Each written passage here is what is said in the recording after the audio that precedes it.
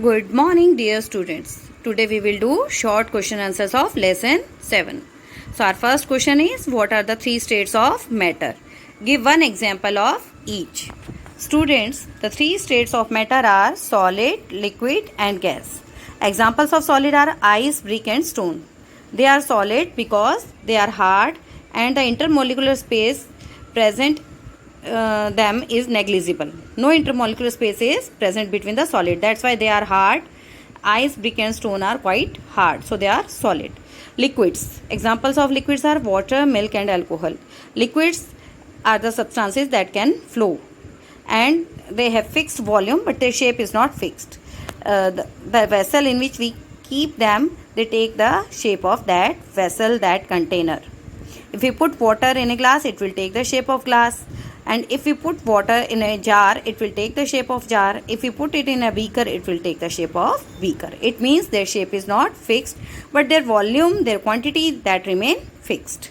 Number 3, gas. Examples of gas are oxygen, nitrogen and carbon dioxide. Students, gas, they flow very easily because the molecules are randomly arranged. There is so much space present between the molecules of the gases. So we cannot see the gases.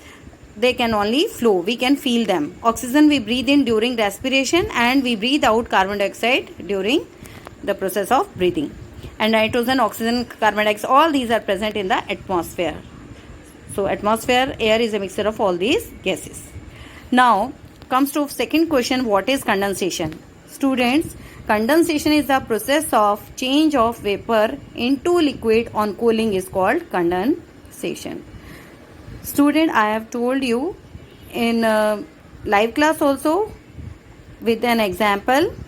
So here I want to repeat that example to make you clear the process of condensation. Students, if you put cold water in a glass, after some time you will see the drops of water on the outer surface of the glass. You will surprise how these drops come on the outer surface of the glass. Student, it is due to the process of condensation. So I am telling you how these drops come. Students, we know that air is a mixture of gases and water vapors are also present in the air. So the vapors which are present near the glass, these vapors, they cool down and they changes into the liquid drops, and that's why we can see those drops on the outer surface of the glass. Now question number 3, name 2 soluble and 2 insoluble substances. Soluble substances means the substances that can be dissolved completely in the liquids. So here sugar and salt, I have given the example of that soluble substances. Sugar and salt, they dissolve completely in water, in milk and juice. So these are called soluble substances. Now come to insoluble substances, chalk, powder and sand. If we dissolve these chalk, powder and sand in water, they will not dissolve. They settle down at the bottom of the glass or beaker in which they dissolve.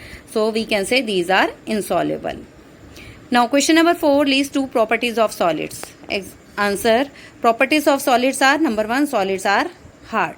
Student, do you know all the solids are generally hard? Why they are hard?